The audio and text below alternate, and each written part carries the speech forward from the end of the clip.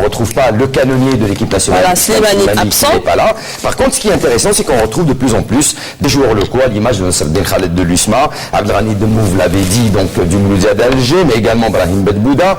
On commence à appeler, bon certes le match n'est pas important, hein, bon je dirais n'est pas important, non, mais c'est un match on va dire formalité, puisque la dernière rencontre des Verts ça se passera à Alger. Mais il ne faut jamais dénigrer une rencontre, ça reste une rencontre. Il ne faut jamais diminuer l'équipe adverse, mais ces joueurs sont tout aussi capables de faire ce qu'on a l'habitude de voir sur le terrain par rapport à l'équipe titulaire. Absolument. Je pense que quand vous parlez de match à formalité, moi, il faut d'abord voir que c'est un match d'abord officiel. Donc moi, ce que j'ai envie de dire, c'est que cette liste elle a une petite particularité, dans le sens où, depuis le départ de M. Gourcuff, on n'a jamais vu autant de joueurs locaux convoqués parmi les 23. Là, c'est une nouveauté par rapport au match précédent. J'ai envie de parler de Soufiane Henni, qui joue en Belgique, je pense à la Gantoise. À la Gante. C'est ça? Non, c'est Malines. C'est Malines, il vient d'être nommé sacré joueur de la Belgique, ça c'est intéressant. Concernant l'attaquant Yassine Benzia, moi j'ai envie de dire une chose, c'est que dans ce club, ce joueur ne joue plus depuis belle lurette. Donc moi je pense que convoquer un joueur qui ne joue pas, alors que Slimani, qui pète le feu, n'est pas convoqué, donc là il y a un point d'interrogation.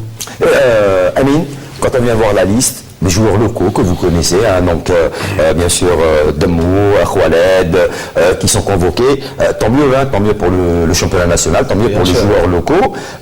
Et puis, comme il l'avait dit, donc Islam Slimani qui n'a plus rien à prouver, donc qui viennent pas, donc c'est pas aussi important que ça. Par contre, c'est l'occasion d'aligner des joueurs que les Algériens ne connaissent pas, qui n'ont jamais vu jouer, pardon. Non, الله يسعدك ما نخبيش عليك سي ان بليزير كي تشوف دي جوار لوكو. انا نتمنى تما لا ليست ديال ليكيب ناسيونال توجور فيها 4 لوكو و 5 لوكو لي جوار ميم بور كما نقولوا حنايا باش النيفو تاع الشامبيون ديالنا يطلع. Et aussi tout à l'heure on avait parlé pendant les coulisses que il faut vraiment gagner sa place en équipe nationale. Bien sûr, il faut batailler. Il faut batailler. Mais quand on voit ce qui se passe, on va dire, ce qui se passe pour vous, ça démotive un petit peu? Non, jamais. Pas du tout. Bien sûr, ça fait un grand plaisir. Tu portes le maillot national, mais malheureusement, j'ai pas porté le maillot, mais... Durant votre carrière? Non, mais ça me touche un peu.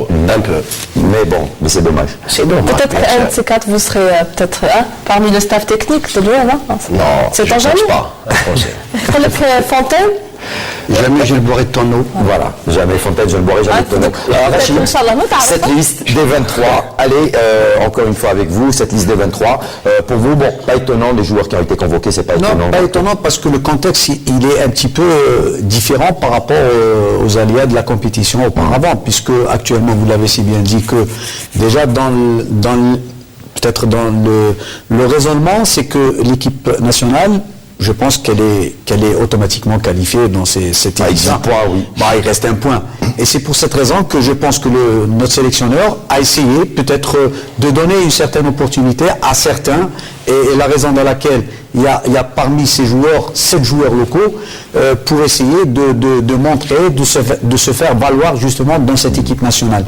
Et je reviens un petit peu sur le cas il ne faut pas oublier qu'il y a certains joueurs, qu'il faut faire la transition par rapport aux préparations des équipes dans leur club respectif, puisque le championnat est achevé. Dans beaucoup de championnats en Europe, c'est le cas de beaucoup de joueurs. Il reste, puisque je reviens un petit peu sur Lucas Slimani, il reste une journée, et dans cette journée, elle est, on va dire qu'elle est déterminante pour le titre entre Benfica et le Sporting. C'est la raison dans laquelle je pense qu'il n'a pas été convoqué pour cette fois-ci.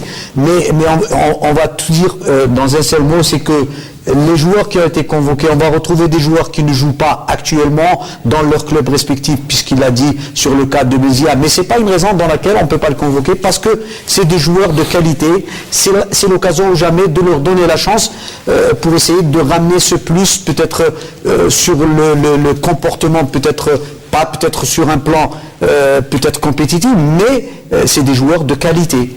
Quand on vient voir, tout à l'heure il en a parlé, donc Hani qui décroche le trophée de meilleur joueur, on va voir aussi des images, puisque tout le monde en a parlé au courant des 2 semaines qui viennent de passer avec ce sacre, donc surprise de Leicester qui s'impose dans le championnat anglais. On va voir les images, donc ce qui fait que certains joueurs algériens qui évoluent dans leurs clubs respectifs un peu partout en Europe sont de plus en plus demandés, à l'image de Tottenham qui s'apprête à mettre énormément d'argent pour essayer de récupérer Slimani, Arsène Wenger qui veut s'emparer de Mahrez qu'on est en train de voir, qui a été pratiquement, il a tout raflé en Angleterre, Hani également qui est en train de créer la surprise en Belgique, et j'en passe, Rachid Razel en France avec Lyon, et j'en passe, je ne vais pas citer tout le monde. Et c'est un peu normal, parce que c'est les performances qui sont déterminantes, puisque actuellement, vous avez dit, en l'occurrence pour le cas de Rachid Razel, qui fait depuis bien sûr son intégration dans cette équipe de Lyon,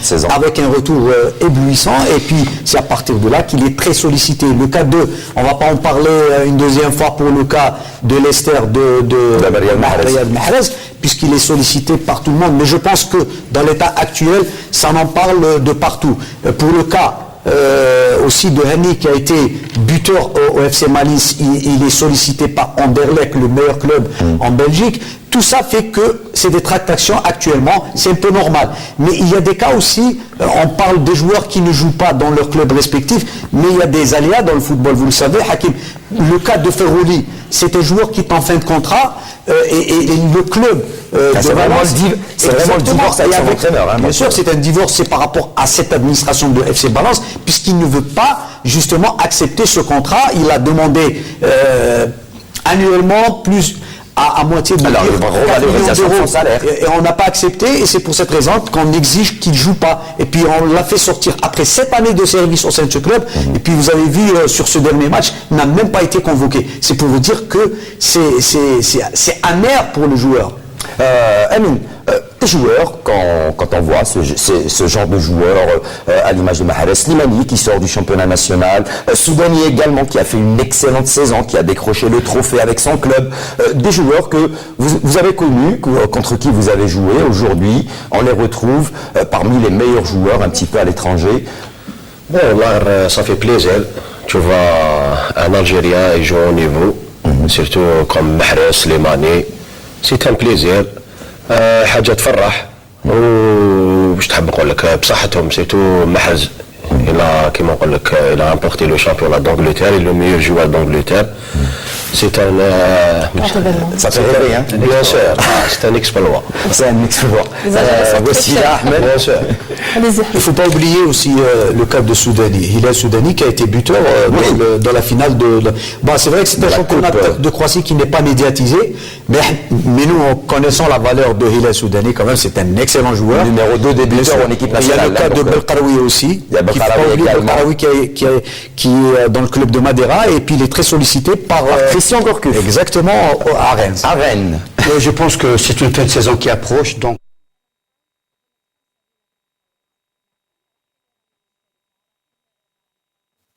Allahu Akbar, Allahu Akbar. Ashhadu an la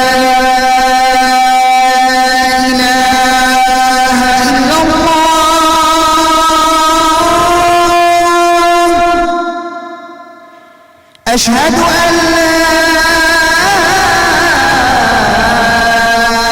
إله إلا الله أشهد أن محمدًا رسول الله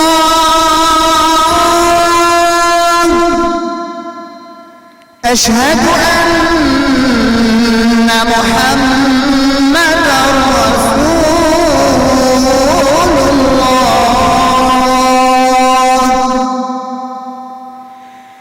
حي على الصلاة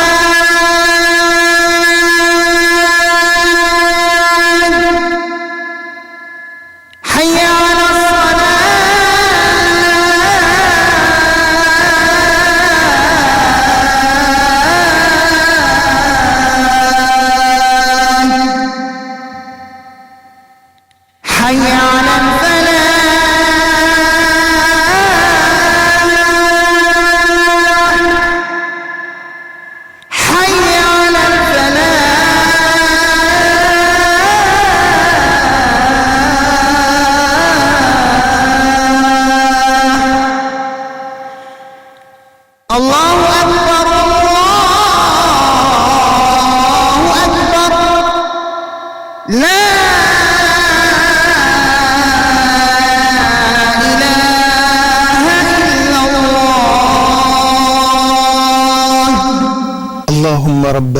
الدعوة التامة والصلاة القائمة آت محمدا الوسيلة والفضيلة وابعثه مقاما محمودا الذي وعدته. Nous, on est très très contents pour nos joueurs qui évoluent dans le haut niveau et qui, vers cette fin de saison, ils sont très très performants. Donc c'est tout à fait normal et légitime qu'ils seront sollicités par les meilleurs clubs. J'avais parlé tout à l'heure de Belzia en disant qu'il ne joue pas. C'est vrai que Rachid a dit qu'il a des qualités. Mais Hakim, pour votre information, dans le haut niveau, on parle des joueurs compétiteurs qui doivent jouer. Donc c'est pour cette raison que j'avais dit tout à l'heure que Belzia ne joue pas actuellement à Lille depuis un certain temps. Allez, on passe à autre chose. 38e Assemblée Générale Ordinaire de la Confédération Africaine de Football qui s'est tenue à Mexico et plus spécialement à Mexico City, c'est spécial au Mexique. Et voici là notre président de la fédération, Hadj Mohamed Rawraoua, nommé à la tête donc d'un groupe de travail pour la CAF. Oui, donc tout à fait. Il n'y a pas que la belle prestation et la bonne réputation du football algérien, que ce soit à l'échelle nationale ou à l'étranger, avec nos représentants, nos professionnels. Ouais. Aussi, une bonne nouvelle aussi pour le football algérien, pour le sport algérien. Donc, le président de la fédération algérienne de football, M.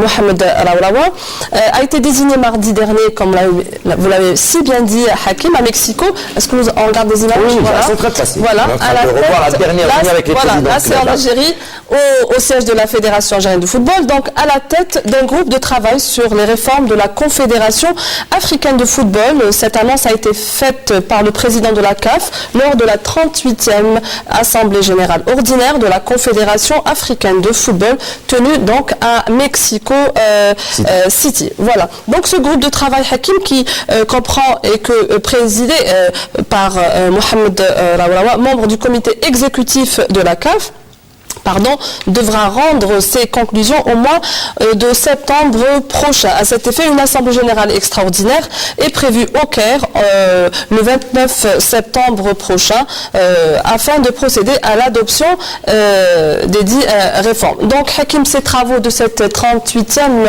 assemblée générale s'est tenu en présence du nouveau président de la FIFA, monsieur Gianni Infantino. Voilà, donc il faut le rappeler, donc il est à la tête de cette fédération donc internationale de football. On reste avec donc Infantino et c'est vrai que quand on voit donc le président donc de la fédération algérienne installé par Aïssa Hayatou à la tête d'une commission qui va étudier un petit peu peut-être les nouvelles réformes de la Confédération africaine, ils en ont vraiment besoin. L'Afrique a vraiment besoin d'une restructuration pour pouvoir suivre un petit peu le cheminement et l'évolution du football mondial. Souffle, voilà.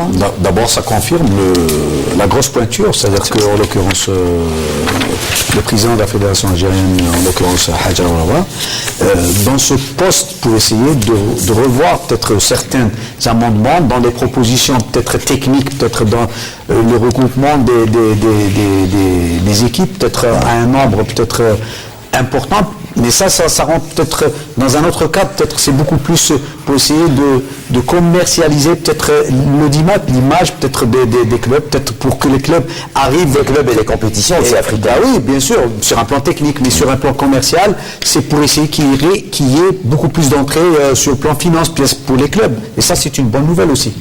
Autre nomination également, cette fois-ci c'est à la tête de la Fédération internationale, j'en avais parlé en début de cette émission, c'est une dame, 66e congrès de la FIFA, présidé par Gianni Infantino, le président de la Fédération internationale Wassila Batiche, et une Sénégalaise, une dame à la tête, vice-présidente de la Fédération internationale. Donc une bonne nouvelle pour toutes les femmes mordues du football. Eh bien, il existe aujourd'hui une femme au sein de la Fédération internationale de football. Il s'agit de la Sénégalaise Fatima Samoura, diplomate aux Nations Unies, a été nommée vendredi donc secrétaire générale de la FIFA, devenant la première femme à occuper ce poste au sein d'une fédération secouée depuis plus d'1 an par le plus vaste scandale de corruption de son histoire. Donc Fatima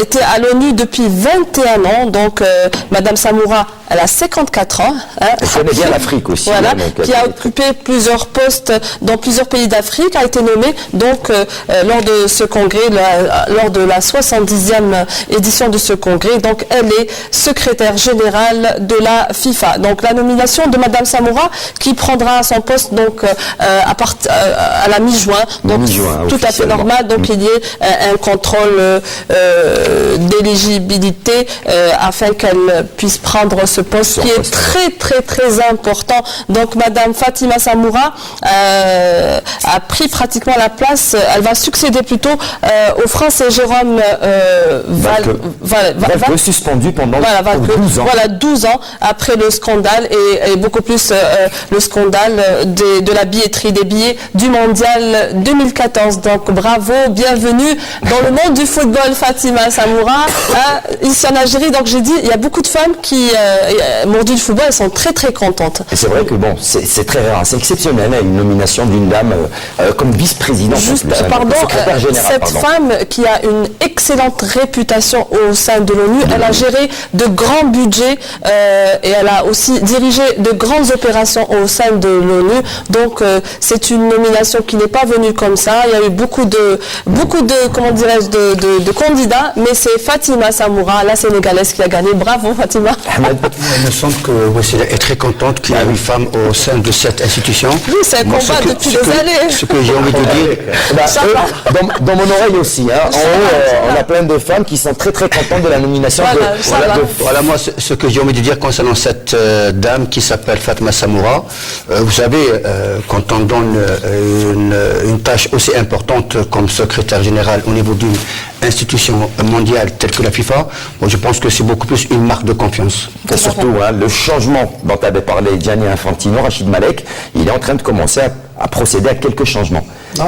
Mes collègues, ils l'ont si bien dit, c'est pas par hasard qu'a été peut-être mis dans ce poste, c'est par rapport bien sûr aux problèmes engendrés au cours des années précédentes de corruption. La nomination du président de fédération, Mohamed Al-Aouraoua, donc l'Algérie a besoin aussi, pratiquement l'Afrique et l'Algérie, donc c'est une excellente chose pour le football algérien, comme on dit. Aussi africain. Africain, oui, on a toujours besoin. Il faut le dire qu'on est premier en Afrique.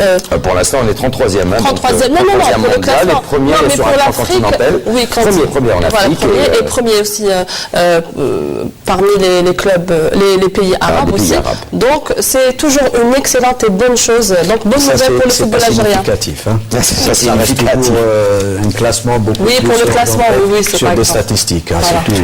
Allez, nous, on va terminer donc cette première partie consacrée aux équipes nationales et aux informations un petit peu internationales. Dans quelques instants, on parlera bien sûr du championnat d'Algérie professionnel Mobilis Ligue 1 avec cette 28e journée.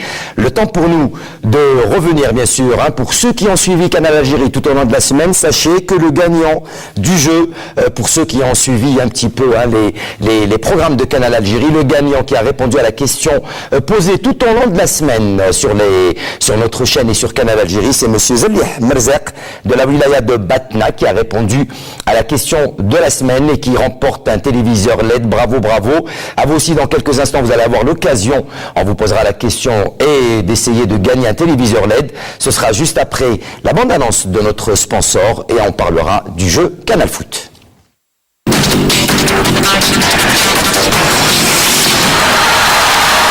Oulidou vous présente Canal Foot. Oulidou, ديما معكم.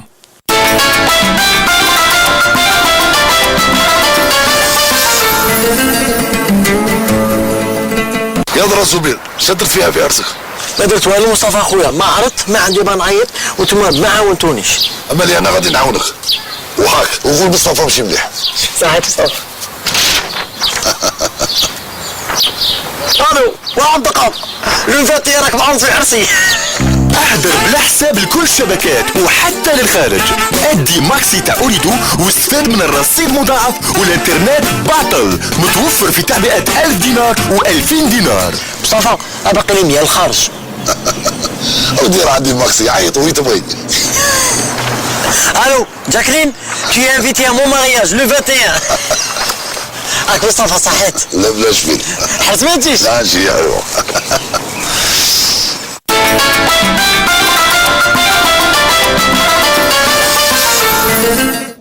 Allez, de retour sur le plateau de Canal Foot pour la deuxième partie de l'émission. Vous l'avez dit tout à l'heure, si vous voulez être comme monsieur Zebih Merzak de la wilaya de Batna qui a répondu à la question du week-end et qui empoche et qui remporte un téléviseur LED, il vous suffit tout simplement de suivre le jeu Canal Foot, de prendre votre téléphone et de répondre à la question. Si vous êtes chanceux, voilà, vous serez tiré au sort pour remporter un téléviseur, le jeu Canal Foot.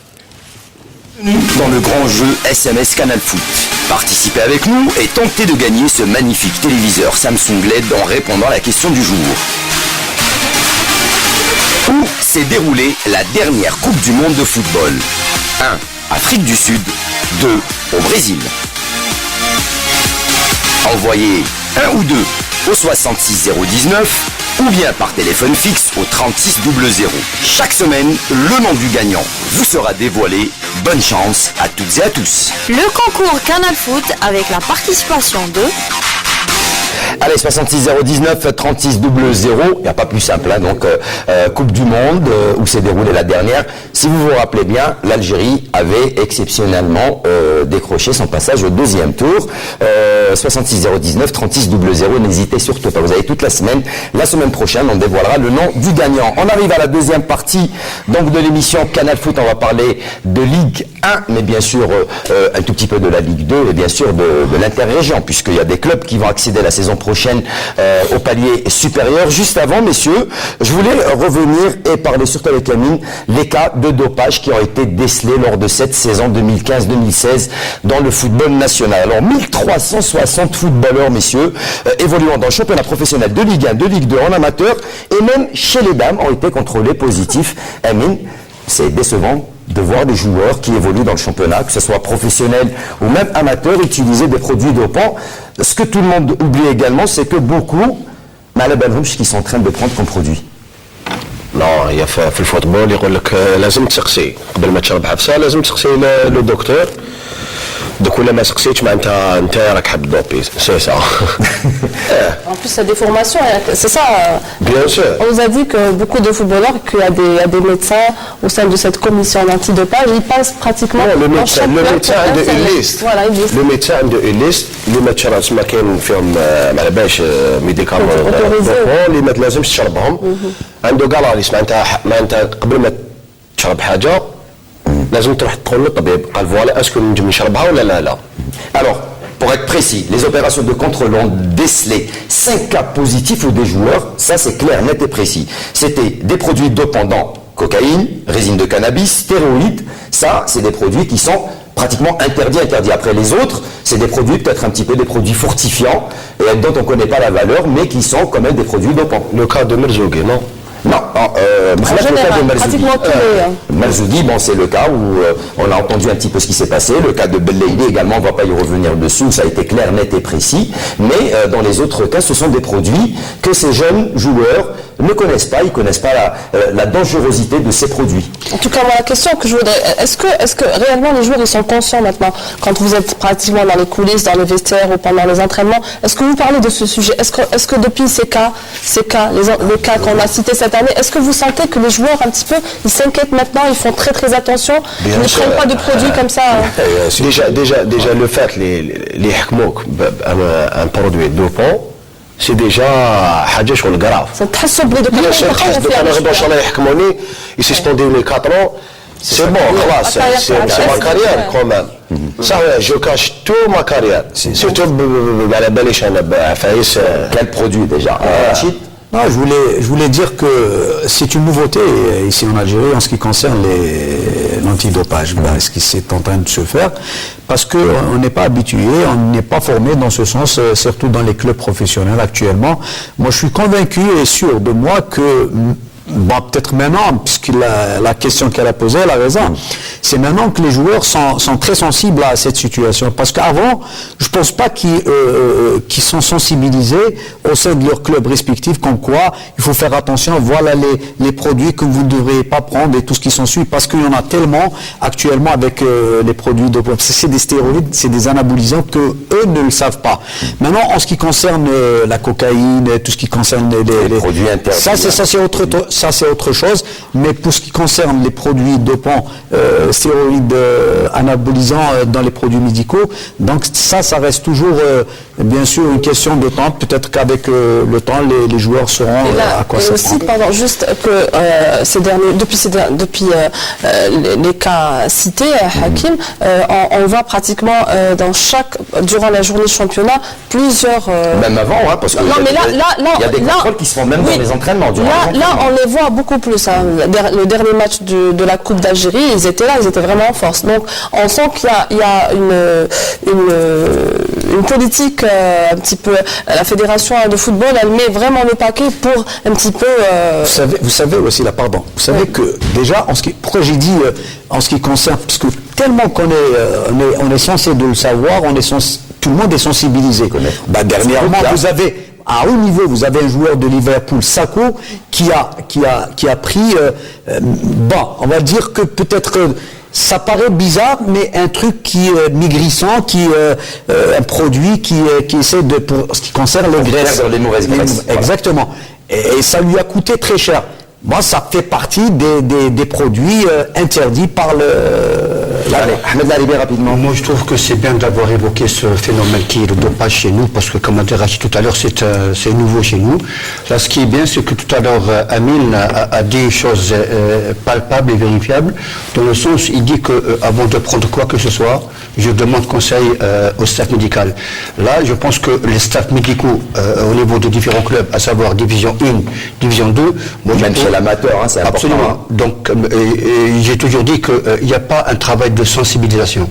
Maintenant, mis à part les hommes, maintenant ce phénomène touche aussi le sport féminin. C'est ce qui est dangereux. C'est décevant. C'est très très dangereux. Allez, on va parler donc de football et de Ligue 1. Résultat après cette petite parenthèse pour le dopage. 28e journée du championnat professionnel Mobilis Ligue 1. Ça s'est joué vendredi à la même heure. Un seul match donc a été annulé en raison bien sûr du mauvais temps et du mauvais temps qu'il y avait du côté de Béchar, puisque les Chalabela de Belouizdad, le vol qu'ils avaient pris ne pouvait pas atterrir à Béchar en raison des forts vents qu'il y avait sur place. Le pilote n'a pas voulu prendre de risque, il a préféré faire demi-tour. Le match, quant à lui, se rejouera ce lundi après-midi. Ça se passera toujours à Béchar. Et là, il y a la deuxième place qui est en jeu. On va parler de tout ça. C'est juste après le jingle.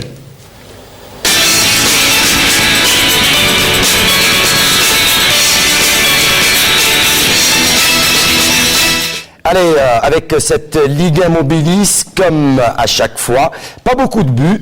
Dans certains matchs, c'est vrai qu'il y a eu des cartons. On a vu des équipes qui n'avaient pas l'habitude de marquer beaucoup de buts. Et ça, c'est fait.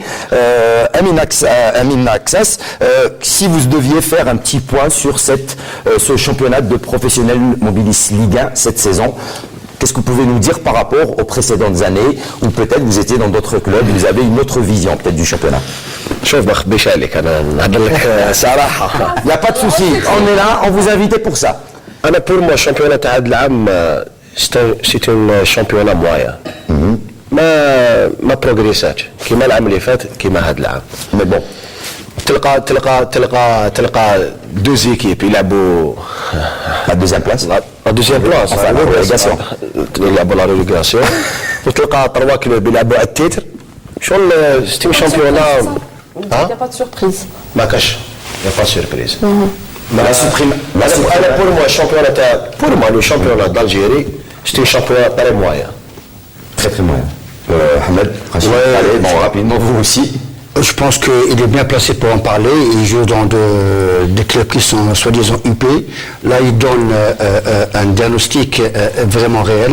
C'est vrai qu'il ne faut pas se leurrer aussi, Hakim. Notre champion n'est pas tellement relevé. Donc, non, la saison dernière, on était pratiquement à la dernière journée. On ne savait pas qui allait être champion et on ne savait pas qui allait descendre en Ligue 2. Cette année, plus ou moins. On connaissait depuis pratiquement les 3-4 journées qui étaient le champion. On connaît déjà 2 équipes depuis 3 semaines, celles qui vont descendre en Ligue 2. Reste la 3e équipe qui va descendre au purgatoire, mais bon, pratiquement, après ça se joue au milieu de disons que dans ce championnat, il n'y a pas assez de suspense parce que maintenant, vous venez de dire qu'il y avait 2 équipes qui étaient au préalable relégables, c'est fini. Donc il reste le 3e. Concernant l'USMA, elle a dominé le championnat, ça fait belle lurette, quoique c'est pas le moment de parler, on peut parler par la suite. L'USMA traverse une très... On va en parler dans quelques instants. Ouais, je voulais juste lui parler un petit peu de cette équipe. Quand même, elle a fait un petit peu la surprise, elle a créé la surprise de l'équipe de TRB Tajnant. Cette équipe qui est... à part l'équipe de Tajnant qui crée la surprise, pour moi le championnat, il n'y a pas qu'une surprise. Le championnat, il fait un suspense. الشامبيونا ماشي قال زعما تتلعب حتى ل2 جورني الاخرانيين ولا 3 جورني. اليوسما صافي 6 موا ملي داو لو تيتر، على بالنا بلي فلالي بلي داو لو تيتر. ولي زيكيب اللي هبطوا الاربعه عندهم 3 موا ولا 4 موا ملي هبطوا هما لازموا بقات اون ايكيب. شتي شامبيونا ما على بالكش واش حيصير حتى لا دينيير مينيت. حنا على بالنا ديجا صافي 4 موا ولا 5 موا. Déjà, on a tranché le championnat. La surprise, c'était Tajnant qui est maintenant classé 3e avec 43 points après la GSK et l'USMA. Donc, c'est cette équipe un petit peu qui a créé la surprise. Tajnant, pardon Amine, on a toujours dit que Tajnant n'a jamais été une surprise. C'est une stabilité et c'est une régularité. Une équipe de Tajnant qui se retrouve 3e. Après l'USMA d'Alger, une équipe qu'on connaît bien, et la GSK qui a repris parce qu'elle a vécu d'énormes problèmes. Voilà. Non, mais je veux dire à la mine Access que le DRB Tajnant quand même a créé la surprise lors de cette. En général, الشامبيونا وين راني معاك انا تاجنات سي اون ايكيب صح كيما نقولوا احنا عندهم ان بون جروب كيما نقولوا داروا عام شباب الشامبيونا تاعنا وبصحتهم ان شاء الله حنا اون اسبر باش يكملوا العام الجاي. Il y a aussi la GS Saoura qui n'a pas encore dit son dernier mot. Allez, on va rentrer dans le vif du sujet avec les matchs qui se sont disputés. Il y aura 2 blocs. Les 3 premiers matchs, à commencer par la GS Kabylie qui s'empare provisoirement donc de la place de Dauphin en attendant bien sûr les autres rencontres. La GS Kabylie s'est imposée donc bien sûr face à l'Azmo d'Oran, l'Azmo qui est donc bien sûr pratiquement la lanterne rouge de ce championnat. Beaucoup de ratés de la part de la GS Kabylie avant d'inscrire le seul but de la rencontre, un but qui va arriver en toute fin de rencontre et encore une fois c'est un joueur donc remplaçant qui va libérer les Kabyles. Malo d'une superbe frappe va permettre à la GS Kabylie de s'emparer des 3 points et de prendre provisoirement la 2e place du classement. Le bonheur de la GSK, lui, a cependant fait le malheur du DRB Tajnant qui 5 minutes avant était 2e. Il aura fallu là aussi attendre les dernières minutes pour voir le DRB Tajnant s'imposer devant une bonne équipe du MOB de Béjaïa qui n'a toujours pas elle aussi abdiqué et dit son dernier mot pour espérer rester sur le podium. DRB Tajnant, vous l'avez dit, qui crée la surprise cette saison. Une surprise, donc pas du tout, puisque c'est les fruits d'un travail régulier avec un monsieur qui est derrière, on va le voir, il est là ce monsieur, qui depuis pratiquement les 5 ans, 3 ans, 5 ans, travaille avec cette formation. Autre match également, c'est l'entente de Sétif, match formalité pour les Sétifiens face au RC Arba'a, eux aussi qui sont pratiquement allés à la descente vers les enfers et en Ligue 2. L'entente de Sétif qui va s'imposer par le score de 3 buts à 0. Ils n'ont pas cherché midi 14h, 2 buts en première mi-temps et un 3e but en seconde mi-temps, même si l'Arba'a a joué le jeu, elle a tenté de revenir dans ce match. Malheureusement, elle n'a pas pu tenir le coup face à l'entente de Sétif, qui grâce à Amoukarana qui marque un doublé et le 3e qui a réussi à marquer un doublé. Messieurs, très rapidement, GS Kabylie qui s'empare, elle qui a vécu un enfer tout au long de la saison avec bien sûr ce qu'on avait entendu sur le départ de Hanashi, le retour de Hanashi, bien sûr le recrutement de joueurs. Aujourd'hui, la GS Kabylie, une équipe qui n'abdique pas, qui se retrouve en haut du classement, qui joue les troubles faits et qui est là, qui est présente 7 matchs sans défaite. Mais derrière, il y a du beau monde. Il y a la GS Saoura qui est encore là. Bien sûr, on va parler également de cette équipe du DRB Tajnant qui n'a pas lâché prise depuis l'entame de la saison. Et puis l'entente de Sétif, elle aussi, malgré cet engagement en Ligue des Champions, qui est encore présente avec les équipes du haut du classement. Amine. Oui. pour moi bon كان سيتي في الثوره الثاني لو سي ار بي qui n'a pas lâché lui bien aussi. sûr لو كان يديروا ان ماتش نيل ولا في الثوره il reste toujours sur le podium. Rachid. Non, mais, tout à l'heure, vous avez parlé, c'est un grand débat, hein, c'est-à-dire sur le niveau et tout ce qui sont. C'est intéressant, mais c'est dommage que le temps nous presse. Pas, ouais. Mais ce qu'on peut dire, c'est qu'actuellement, le champion, ça fait longtemps qu'il est champion. Et puis ceux qui. Le relégable, ça fait longtemps qu'il est relégable. Oui, mais les équipes qui jouent pour la deuxième place, je pense que, il l'a si bien dit, il y a la GSK, DRB Tejnet, la Saoura et le CRB. Et même Sétif, on peut le dire aussi, parce que à travers tout ça, les matchs qui restent, aussi. maintenant si le CRB arrive à, disons que le CRB, si elle arrive à engendrer un très bon résultat à la Saoura demain, je pense que les données vont changer quelque part. Mais on cesse de parler que le meilleur positionnement, l'équipe qui est la mieux placée pour obtenir cette deuxième place, je pense, à travers la genèse de la suite, c'est la Saoura, je pense. Elle a plus de chances d'emporter ce Exactement. Le dernier match, il partent à l'Asmo qui est pratiquement déjà en Ligue 2. Oui, j'ai envie d'apporter une petite précision concernant la JS Kabylie, parce qu'on a tellement parlé dans nos émissions précédentes, en disant que cette équipe de la JSK, elle a toujours eu de la peine et des difficultés à assurer un deuxième résultat consécutif. Là, je pense qu'ils sont au 7e résultat consécutif. C'est surprenant par rapport aux performances réalisées par ce club. Allez, oui, c'est juste un petit quelque chose, puisqu'on a parlé du tout, mais la Saoura, il ne faut pas oublier que c'est une équipe qui est très méritante. Pourquoi?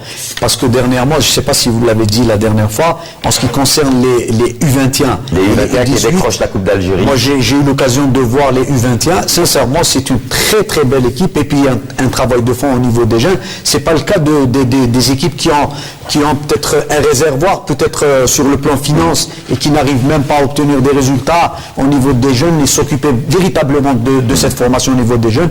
Mais ce qu'on peut dire que le Sud, il vient très fort. Il revient très très fort. Allez, le reste des matchs, 4 autres matchs se sont joués ce vendredi, avec tout d'abord ce match très très important que tout le monde attendait. Blida qui recevait le RC Rélizen. Ces deux équipes étaient au bas du classement et le mot d'ordre, il ne fallait pas perdre ce match. Un seul but pour Blida qui recevait le RC Rélizen. Un seul but donc de Boudina, 19e minute de jeu, a permis à Blida de souffler un petit peu en attendant les 2 dernières journées. Superbe beau but, et ça a permis à tout le stade Barakni de sortir donc de ce silence. Tout le monde voulait cette victoire. Dommage pour Rélizen qui va avoir une chance peut-être de revenir les 2 prochains week-ends. Et pourtant, Blida a tout tenté pour accentuer la marque. Il n'en sera rien. Ils ont buté sur un superbe gardien. Rélizen qui a tout fait, mais elle n'a pas pu tenir face à Blida.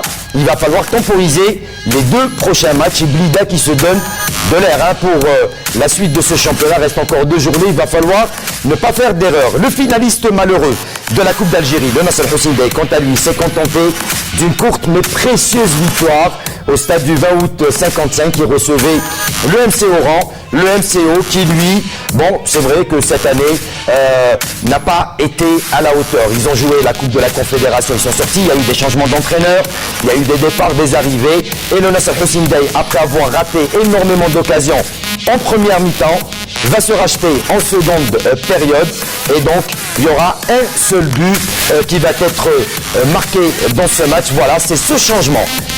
Coaching gagnant de Bouzidi qui fait rentrer ce jeune joueur donc du Nasser Hussein Bey, Aït Abdelmalek, et c'est lui, 74e minute de jeu, qui va offrir les 3 points de la victoire pour les 100 et or qui assurent pratiquement leur maintien en Ligue 1, même s'ils sont encore à 39 points en compagnie de l'USM Al-Harrach.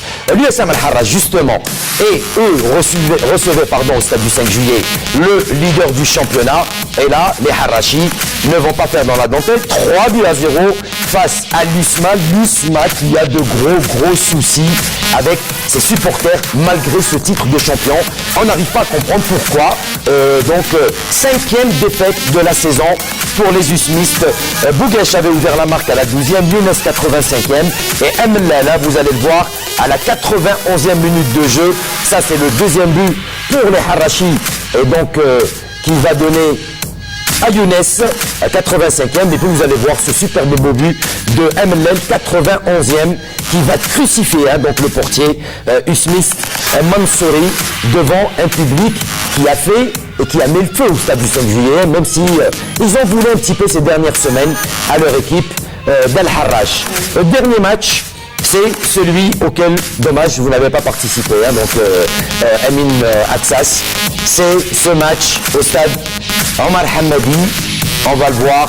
Voilà donc cette communion entre les supporters et les joueurs de l'USM Al Harrach qui battent l'USMA d'Alger. Et ce match, donc quatrième et dernier match disputé vendredi, le Mouloudia d'Alger qui recevait le CS Constantine. Pourtant, le CSC était bien rentré dans ce match. Ils avaient raté, mais la logique, donc le Mouloudia d'Alger, quant à lui, sans attaquant de pointe. Une erreur de Bezzez, dommage, il reconnaît son erreur, mais il a fait un excellent match Bezzez. Berarja va ouvrir la marque à la 21e minute de jeu. Puis par la suite, tout le monde pensait qu'il y avait position d'hors-jeu. Ben non, puisque Hermèche, lui, a complètement tué cette ligne d'hors-jeu. C'est Gourmi, 43e, à 2 minutes de la mi-temps, va offrir le 2-0 pour le Mouloudia d'Alger. Voilà, on revoit. Regardez bien l'ombre qui couvre le départ de l'ombre d'Hermèche. Donc on le voyait qui faisait cette ligne d'hors-jeu. Et donc le joueur Mokhbed, lui, très vif, très rapide. Il n'a pas cherché mais il est 14h. Et puis en deuxième mi-temps, on a un petit peu contesté. C'est vrai que la faute, vous allez le voir sur le ralenti, a été commise à l'extérieur, mais le joueur, lui, est tombé à l'intérieur de la surface de réparation. L'arbitre, lui, montre le point de penalty. C'est donc le joueur du Mouloudia qui va inscrire le troisième but. C'était à la 94e minute de jeu sur penalty. Boucharet qui marque ce but. Bravo, Mouloudia d'Alger, qui s'en sort elle aussi et qui pratiquement assure donc son maintien en Ligue 1, eux qui avaient décroché la Coupe d'Algérie. Les 4 derniers matchs, messieurs, je commence par vous, Ahmed Laribi, avec Blida, RC Relizane. À moins que vous vouliez parler du match qu'on a commenté, donc CSC face au Mouloudia d'Alger. Bon, on l'a déjà commenté, on avait dit tout que sur la victoire du Mouloudia, quoique le CSC en deuxième période n'a pas joué, elle n'a fait que conserver le ballon. Moi j'ai envie de parler du match USMA Harrach. Concernant l'USMA, il me semble que cette équipe, elle a lâché prise depuis un mois, mis à part la victoire qu'elle a eue contre l'Azmou, elle avait perdu 3-1 à Relizane et elle a perdu 3-0 contre le Harrach. Notre 5e défaite de la saison, donc ça leur fait pratiquement les 2 matchs. Donc j'ai envie de dire que malgré le titre qu'elle a obtenu de champion d'Algérie, quelque part c'est un titre qui n'est pas tellement savouré par l'ensemble des supporters. Ils voulaient faire la fête au 5 juillet face au Mouloudia, mais ça s'est pas fait. Absolument. Concernant le CSC, on avait commenté le match ensemble, Hakim, j'avais dit que moi ce qui m'inquiète et m'intrigue, c'est beaucoup plus la position de Bezzez comme milieu défensif, alors que Bezzez il est bon dans les 30 derniers matchs de la zone de vérité. Et dommage pour le CS Constantine. Rachid Malek, très rapidement sur ces 4 derniers matchs, à savoir donc Blida Relizane, donc le gros match que tout le monde attendait et où le perdant était censé descendre au purgatoire, mais pas encore, puisqu'il reste encore 2 matchs. Allez, on va parler un petit peu de Relizane et de Blida, puisqu'ils sont dans le même fauteuil. Donc pratiquement, même si la victoire de Blida, on ne va pas dire que, au vu de la première mi-temps, c'est mérité, mais au vu de la deuxième mi-temps, je pense que Relizane est revenu avec de meilleures intentions. Exactement, et puis c'est une équipe qui pratique un beau football, si ce n'est les problèmes qui existent au sein de ce club.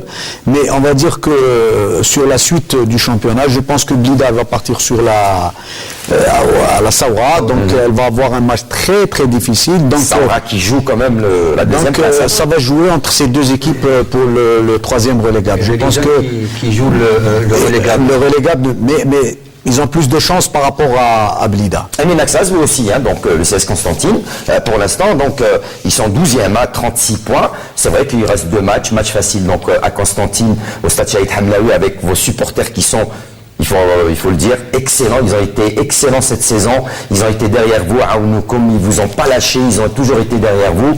C'est dommage, c'est dommage de les décevoir lors des 2 dernières journées.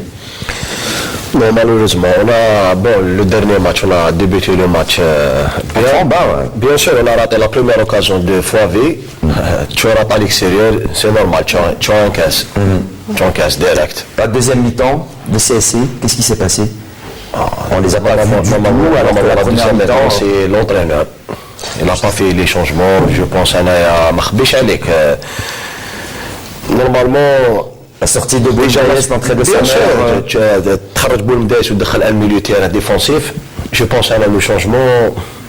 C'était pas un coaching gagnant, quoi. Oui, bien sûr. Voici là. Juste une question est venue comme ça, le moment où il a parlé de son club, le CSI. Dites-moi, qu'est-ce qui manque? Vous avez un magnifique public, un très très beau stade, pratiquement... de très bons joueurs. De très très bons joueurs, voilà, de grosses pointures. Donc qu'est-ce qui manque réellement? Vous avez parlé d'entraîneur, bon l'entraîneur, et je pense qu'il y a eu il y a eu une valse d'entraîneurs pratiquement cette saison. Donc à votre avis, qu'est-ce qui manque réellement à cette équipe? والله ما نخبيش عليك احنا ديجا ديمارينا الشامبيون ديمارينا بيان اكزاكتومون الماتش الاولانيين زيتي بارمي لي فافوري يعطيك الصحه ومن بعد ما على باليش بداو يصراو المشاكل كيما على بالهم سي كوا لو بروبليم اكزاكتومون دون بروبليم صراو دي بروبليم تاع دراهم واش حبيتي في الجزائر واش يصراو لي بروبليم تاع دراهم هذا دي سالير تاع لي جوار يعطيك الصحه وما دام من تم بداو المشاكل انا بور مو انا جو سوي ان جوار دو سي اس اي بور مو انا سي لا جيستيون ما كاش ماشي كيما لازم الحال لازم لها ان فري بريزيدون سياسي اللي يقدر لها. رشيد. Moi, je partage un petit peu parce que je connais un petit bout de cette équipe, puisque j'ai eu l'occasion, peut-être avec Brakchi au départ. Mais à travers ce qui se passe au CSC, je pense que cette instabilité au niveau de cette administration, et par rapport au staff, par rapport aux joueurs, on a vu comment il a été évacué Bochelet quand il avait des problèmes avec Boisville. Donc tout ça que dans la gestion, moi je partage. Et c'est vrai que c'est un grand club, par un grand public.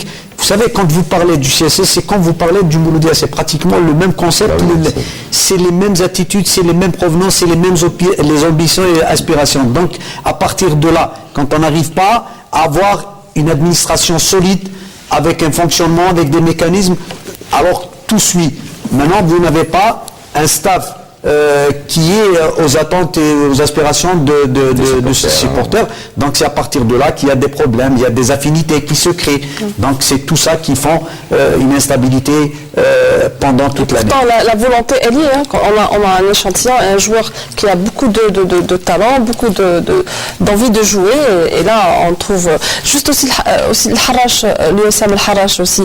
Donc je dirais bravo pour cette équipe, ces joueurs. Que c'était pas une question d'argent. Non, mais bravo, ils ont un gros problème au sein de leur équipe, deux présidents qui se battent entre eux, mais cette équipe, elle a prouvé qu'ils étaient bons, et la preuve, ils ont inscrit 3-0 face aux champions, l'USMA d'Alger.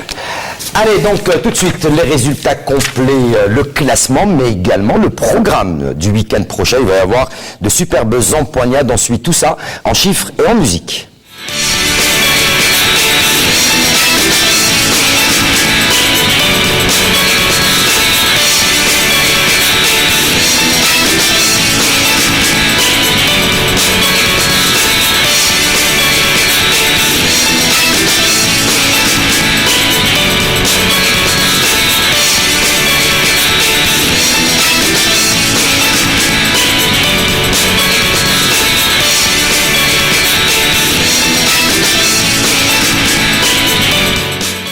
Allez, voilà, donc vous avez pu suivre donc les résultats de classement et le programme du week-end prochain. Il y aura de très très belles empoignades. Juste avant de nous quitter, bien sûr, et de parler des clubs qui risquent, ou ceux qui sont montés en Ligue 2 et qui risquent de monter le week-end prochain. Tout se décidera pratiquement le week-end prochain. On va vous donner encore une fois l'occasion de jouer avec nous et d'essayer de remporter un téléviseur LED comme notre ami qui a gagné le week-end dernier. Il vous suffit tout simplement de suivre le jeu Canal Foot, de prendre votre téléphone et de répondre à la question du jour. Dans le grand jeu SMS Canal Foot. Participez avec nous et tentez de gagner ce magnifique téléviseur Samsung LED en répondant à la question du jour. Où s'est déroulée la dernière Coupe du Monde de football? 1. Afrique du Sud. 2. Au Brésil. Envoyez 1 ou 2 au 66019 ou bien par téléphone fixe au 3600. Chaque semaine, le nom du gagnant vous sera dévoilé. Bonne chance à toutes et à tous. Le concours Canal Foot avec la participation de Allez, si vous voulez faire comme notre ami, donc monsieur Zalih Marzak de la wilaya de Batna, n'hésitez surtout pas. 66 019 36 00, un beau et super téléviseur vous attend.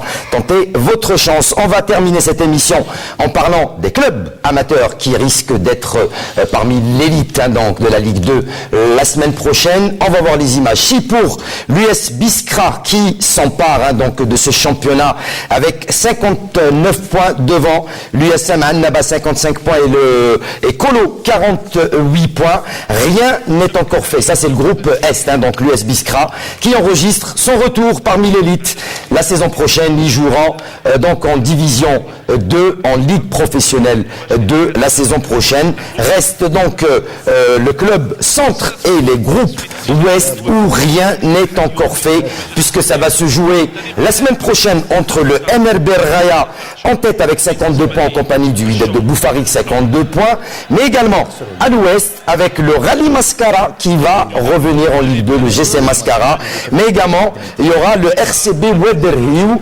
deux équipes, plutôt ces 4 équipes pourront éventuellement rejoindre donc l'US Biskra la saison prochaine en Ligue 2 professionnelle. Ahmed Laribi, tant mieux pour ces régions. Donc on avait dit Biskra qui revient. Reste à savoir entre le NRB Raya Wydad de Boufarik, un match très important le week-end prochain, et puis entre Mascara et Ouadderhiou. Absolument, Hakim. Je pense que, mis à part l'US Biskra qui a vraiment assuré son accession et par le biais de cette émission complicite, je pense que le groupe Centre, il va y avoir un match très palpitant et très chaud entre le Wab Boufarik et Raya, parce qu'en cas de nul, Raya va assurer son accession. Le Wab Boufarik est condamné à gagner, mais dans ce même groupe, Hakim, il ne faut pas oublier que Wab Boufarik et Raya jouent pour l'accession, et dans ce même groupe, les deux derniers, à savoir le RC Kouba et la GSM Chiraga, il faut un nul pour éviter le purgatoire, alors que le RC Kouba, qui est un club formateur et un club UP, va jouer sa survie, et il nous faut 3 points. Et dommage, il y a également la GSM Tiaret aussi, donc dans le groupe Ouest, qui elle aussi, avec Tiernif, qui descendent donc pour la division inférieure. Voilà, on arrive pratiquement à la fin de ce numéro. Juste avant de nous quitter, les clubs qui seront parmi vous la saison prochaine, les clubs de Ligue 2, l'Olympique Médéa, l'USM Belhabès et le TAP de Batna, la saison prochaine en Ligue 1. Bon, بصحتهم مبروك عليهم طلعوا. نتمنى لهم التوفيق في الناسيونال ان بيسك الناسيونال ان ماشي كيما ناسيونال 2 شويه ديفيسيل. Pourtant c'est des clubs qui connaissent cette bien sûr, mais شويه نيفو طالع على الناسيونال 2. Ça a changé Médéa bien sûr لازم يديروا ريكروتمون لازم سيتو ميدي انا على حسب شفتهم الى ماتش وين نقول لهم باللي لازم يرونفورسيو ليكيب ديالهم. Eh ben, le message il est certainement passé pour l'entraîneur, donc le président de l'Olympique Médéa. Voilà, on arrive à la fin de ce numéro. Le temps pour moi de faire un petit tour de table pour remercier bien sûr mes consultants et ma collègue, mais également notre invité Wassila Batiche. Merci. Merci. Je tiens juste à présenter toutes mes sincères condoléances à ma famille, la famille Mefou. Je suis du décès de mon oncle, voilà, là, à l'instant, Maïd Mefou, Ahmed Laribi, très rapidement également sur ce jubilé de votre frère, également un ancien joueur, auquel a participé le Gotha du football algérien, donc les anciens joueurs. Absolument. Rachid connaît mon frangin Jafar qui habite sur le Roseland.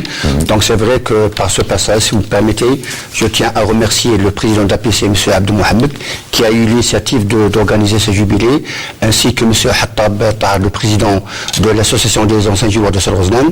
Et ça, on a passé une très belle journée. Je pense que tous les invités présents hier ont savouré le couscous qui est la spécialité de Roseland. Merci beaucoup Ahmed.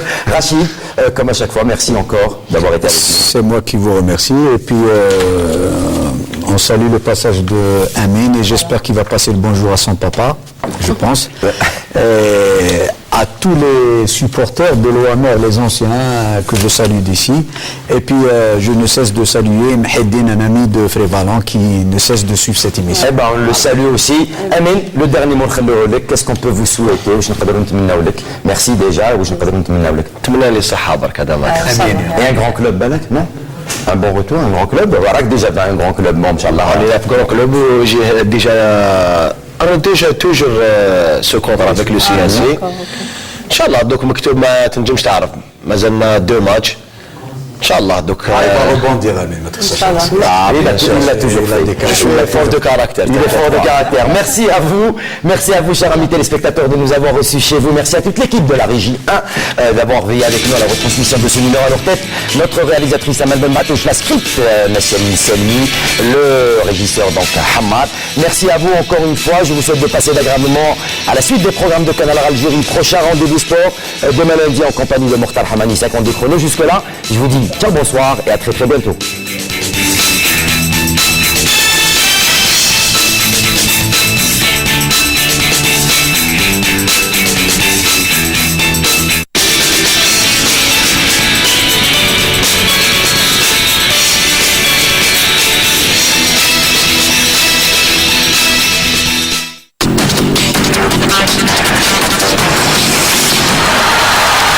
Ouridou vous a présenté Canal Foot. Ouridou, Dima Makom.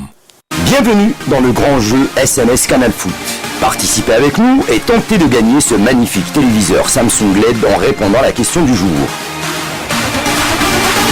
Où s'est déroulée la dernière Coupe du Monde de football? 1.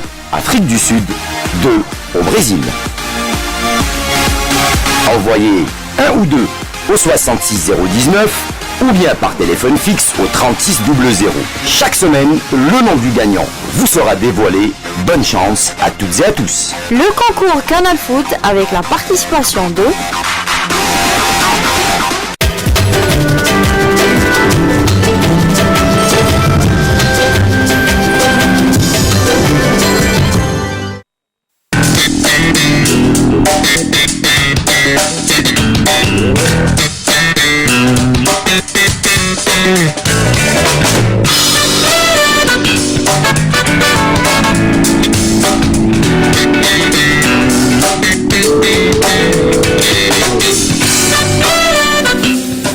Madame, mademoiselle, monsieur, bonsoir. Il se passe toujours quelque chose du côté du 21 Boulevard des Martyrs, particulièrement un dimanche soir autour de 22h, où certaines ombres poussent furtivement les portes de notre atelier à réflexion et qui se matérialisent sur notre plateau, justement pour parler de leurs actualités plurielles. La pluralité culturelle, il en est question ce soir, à travers vos questions et vos réactions sur cultureclub@20tv.dz. Et pour cette autre aventure nocturne, nous avons le plaisir d'avoir sur notre plateau Fadela Chaim Alami, bonsoir.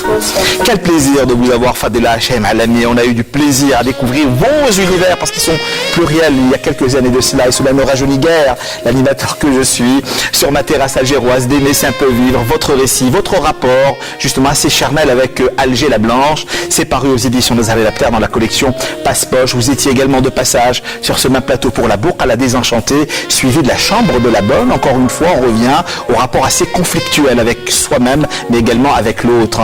Le retour sur notre plateau pour la 3e fois, c'était il y a un peu plus d'un an et demi pour le cessez-le-feu 19 mars 1962, un regard témoin également littéraire de l'enfant que vous étiez, parce que les témoignages sur la guerre de libération nationale portés par un regard d'enfant, portés par une voix d'enfant étaient tellement rares. Et puis ce soir, vous êtes de passage sur notre plateau pour nous parler de votre dernier ouvrage, Ode aux errantes, dédicace au pays.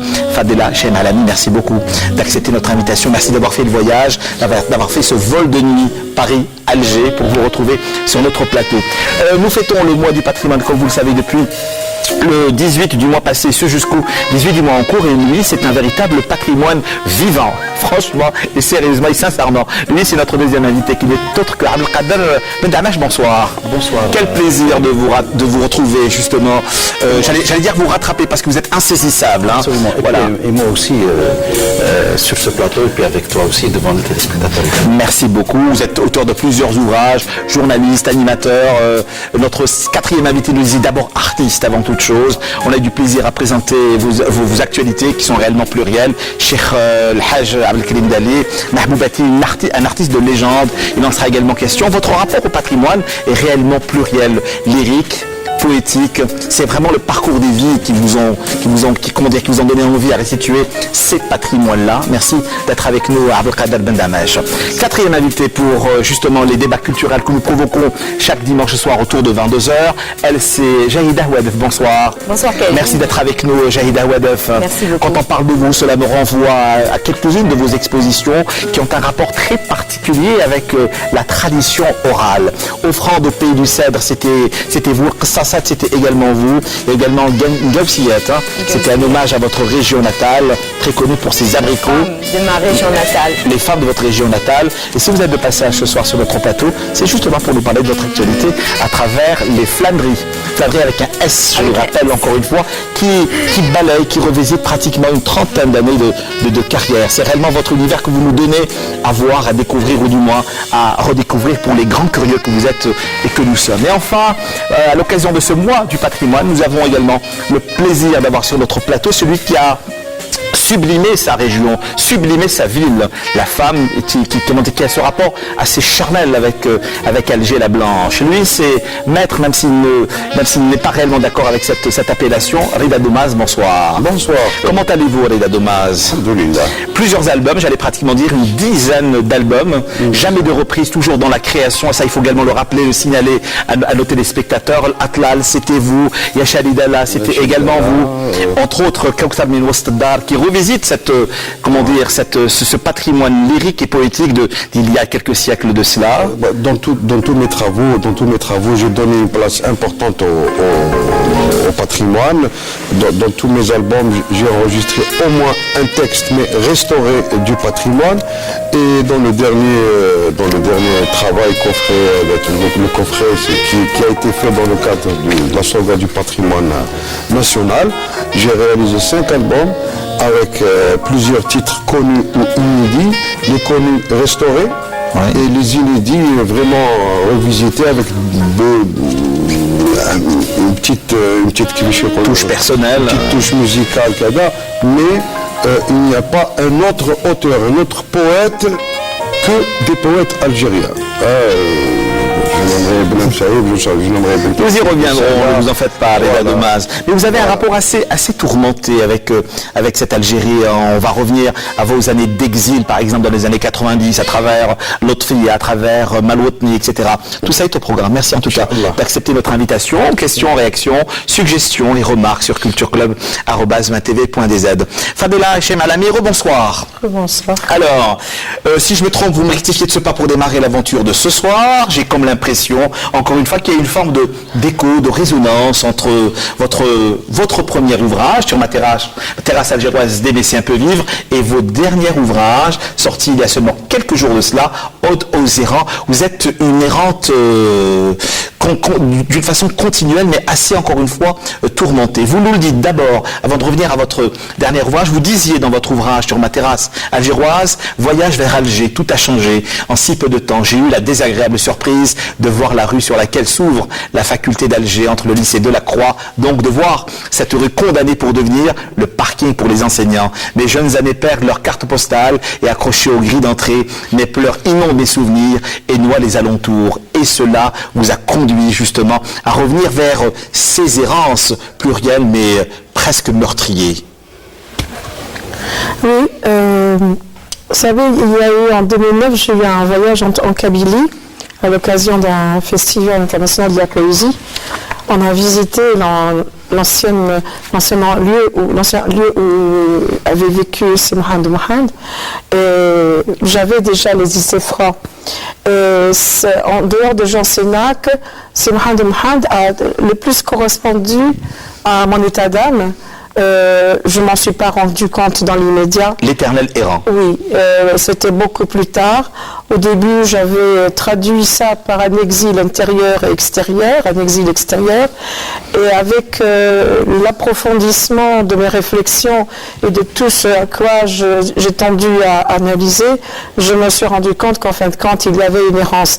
Mais cette errance, effectivement, elle est aussi bien à mon niveau personnel qu'au niveau du peuple dont je suis né, dont je suis issu, un peuple que je considère est effectivement en errance par rapport à la terrasse algéroise, parce que je les avais vus errer dans les rues, marcher, vraiment c'était comme des ombres, et ça a continué avec plus tard l'errance de mes personnages féminins de la Bokala, et puis l'errance de ce dernier recueil où j'avais estimé qu'il me fallait offrir quelque chose à ce peuple. J'étais fâchée avec lui, je suis toujours fâchée avec lui. L'errance et la tourmente, ce sont pratiquement deux thématiques récurrentes Voilà, je comprends ce qu'il vit, en quoi est son errance, en quoi est l'essence de son errance, et je considérais qu'il fallait lui offrir Ode aux errants, pour aller dans la continuité de Simhad Umhad d'une façon plus modeste, bien sûr, parce que je n'arriverai jamais à son niveau, à cette liberté du mot, ces envolées, et puis cette passion qu'il avait à travers ses vers. Moi, je suis beaucoup plus dans le soft, je crois, enfin du moins. C'est assez tourmenté, nous le disions, mais c'est également assez... Il y a des questions de déracinement, presque d'arrachement, quand il est question de vos écritures. Effectivement, c'est ce que j'avais dit. J'ai dit, ils sont venus, il y a quelques termes très profonds, en dehors de leur lieu de gestation. Ça, c'est le premier point. Ensuite, le fait qu'ils errent, non pas comme un peuple, mais comme des âmes dispersées, et de deux. Et le troisième, c'est l'alphabet des appris. L'alphabet des appris, c'est l'ensemble de sa personnalité. C'est l'ensemble de ce qu'il a pu souffrir à travers les siècles et qu'il est en recherche perpétuelle dans ses tourments et cette tourmente. En fin de compte, c'est un écho, c'est le mien, c'est mon écho et c'est le sien. Donc, quelque part, nous sommes jumeaux. Alors, les jumeaux de la nuit, il en sera également question. Ce soir, n'oubliez pas, question réaction culture club @entv.dz. Vous n'avez pas répondu à ma question. Pourquoi est-ce que j'ai réellement la profonde impression, j'allais pratiquement dire, qu'il y a une forme de dialogue permanent entre le premier ouvrage, Sur ma terrasse algéroise d'Aimé Saint-Peu-Vivre, jusqu'au dernier, Ode aux errants, la tourmente, la violence, le questionnement, l'écriture tout en intériorité, c'est ce qui vous caractérise. Mais réellement aujourd'hui, sans pour autant être dans une séance de psychanalyse, même si vous êtes assise, assise sur un banc rouge, Fadela Chemhalami, où est l'apaisement? Il n'y a pas. Il n'y en a pas. Il n'en a jamais eu. Toute petite déjà, j'avais écrit mon premier poème qu'avait écouté Jean Sénac, La mort du rossignol. Tout à fait. Vous le déclamiez sur un balcon, oui. À Albiard. Tout ça. Et puis, dans un lycée, le lycée où il avait enseigné, déjà, il y avait la mort du rossignol. C'était déjà dans la tragédie. Effectivement, peut-être que je ne m'en rends pas compte qu'il y a une continuité dans mon discours. Peut-être que c'est une boucle. Je ne sais pas comment elle va se fermer. Est-ce qu'elle va s'ouvrir sur enfin une espérance? Je parle quelquefois d'espérentiel. Oui, tout à fait, de pluie espérentielle, par exemple, du côté de Beni Balbar, etc., je ne sais plus où. Donc le village qui attend donc la pluie, tout ça. Ou de une pluie salvatrice. Voilà, une pluie où quand dans la Bokala, je dis à la fin, mais peut-être qu'il y aura une petite brèche. Et que cette brèche va sortir quelque chose. C'est-à-dire tout en étant enfermé comme le peuple algérien dans ce cercle qui se resserre, et encore les Odes aux errants, j'ai enlevé l'éditrice Pascal Demazère m'avait dit, mais remettez-les, c'était les montagnes. Ouais. Que j'ai cité toutes pratiquement, parce que j'ai étudié la faune et la flore pendant une année avant d'écrire Ode aux errants, et elle m'avait dit, ça s'en fout de revisiter l'histoire. Oui, j'avais revisité toute l'histoire et que les montagnes que j'ai tous citées, que je découvrais, d'ailleurs il y en a que j'avais découvert, ils étaient comme des sentinelles. Maintenant il fallait savoir le double langage du mot sentinelle, où c'était l'enfermement, où c'était la délivrance. Et j'avais un petit peu, là j'ai dit, bon, un peu stop, un petit peu les ruades. L'écriture n'a pas été réellement pour vous, et en vous, j'ai eu une forme de catharsis, c'est... Non. Non, parce qu'il y a Fragmentaire qui est, comme vous le savez, né de toutes ces 2 années où ma mère a été gravement malade avant de décéder après un coma. Donc, il m'avait semblé que c'était une sorte de délivrance, mais en fin de compte, non. Je considère que c'est beau de pouvoir mettre en mots, ces émotions. J'ai ce pouvoir de l'avoir, comme beaucoup d'auteurs. Nous avons cette chance, comme des peintres, comme des chanteurs, comme des maîtres musiciens. Nous avons cette chance-là. Des plasticiennes. Voilà, aussi ce que je dis. Donc, moi, j'utilise plus le mot peintre que plasticien. Alors, il y a également 2 termes que je retrouve dans votre univers littéraire et poétique, Fadela Hachem Alami, c'est la mère ou les mères, la mère patrie et votre mère, à qui vous avez rendu hommage. Je le rappelle dans votre ouvrage, Le cessez-le-feu, 19 mars 62, un regard témoin, je le rappelle encore une fois, et littéraire.